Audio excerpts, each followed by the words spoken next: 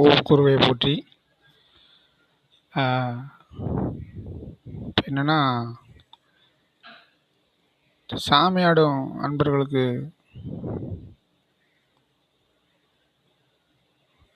இந்த வீடியோ பதிவு பண்ணுதேன். தயவுசெய்து இது யாரும் தவறாக எடுத்துக்கிட வேண்டாம். இந்த சாமி ஆடக்கூடிய அன்பர்கள் கிட்டத்தட்ட யாருமே அந்த அளவுக்கு ரொம்ப சுகபோகமான வாழ்க்கையை வாழ கொஞ்சம் சிரமப்பட்டுக்கிட்டு இருப்பாங்க. என்ன காரணம்னா, இதில் என்னன்னா, அந்த சாமி ஆடுதல் அந்த சாமியவே திட்டி கொண்டு இருப்பாங்க.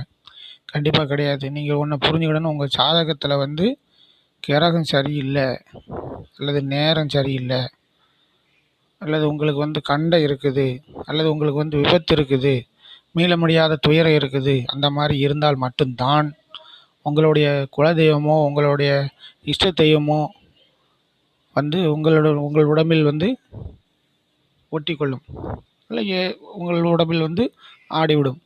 இதுதான் உண்மையான காரணம். நீங்கள் அதை தவறாக புரிந்து கொண்டு, நான் ஒரு சில கோயில் பார்த்துருக்குறேன், சாமி ஆடும் எல்லாத்தையும் நான் சொல்லலை. சில அன்பர்கள் என்ன பண்ணுறாங்கன்னா, நம்மளுக்கு சாமி உடனே நம்ம சாமி நமக்கு கீழே, நம்ம சொல்லது தான் கேட்கணும் அப்படின்னு நினைக்காங்க. தயவுசெய்து புரிஞ்சுக்கோங்க. சாமி வருதுன்னா உங்களை சார்ந்தவங்களுக்கும் நேரம் சரியில்லை, அதனால் என் பிள்ளையை நான் காப்பாற்றுவேன், எந்த கிரகம் இருந்தாலும் என்னை தாண்டி தான் என் பிள்ளையை தொடரணும்னு சொல்லி அந்த சாமி நம்ம உடம்புல இருக்கும்.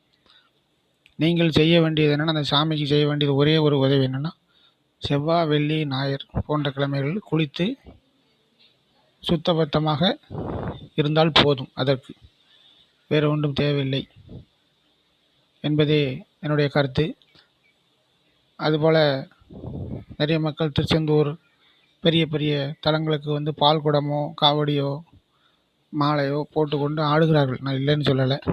அவங்களுக்கு என்னென்னா, தயவுசெய்து புரிஞ்சுக்கோங்க. உங்களுக்கு முதல்ல வர்றது உங்களுடைய வீட்டில் இறந்த கன்னியோ அல்லது உங்கள் குலதெய்வமோ தான் உங்களிடம் வருமே தவிர, பெரிய பெரிய தெய்வங்கள் வரும்னு நினைக்கிறது தவறு.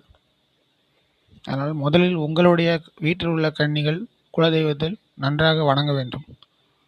அதுதான் அந்த தெய்வத்துக்கிடம், பெரிய தெய்வங்களிடம் முறையிடும். என் பிள்ளை வந்திருக்கான், நானும் வந்திருக்கேன், என் பிள்ளைக்கு நீ பார்த்து சரி செய்து கொள்ளணும், சரி செய்து கொடு அப்படின்னு சொல்லி வேண்டும். நன்றி, வணக்கம்.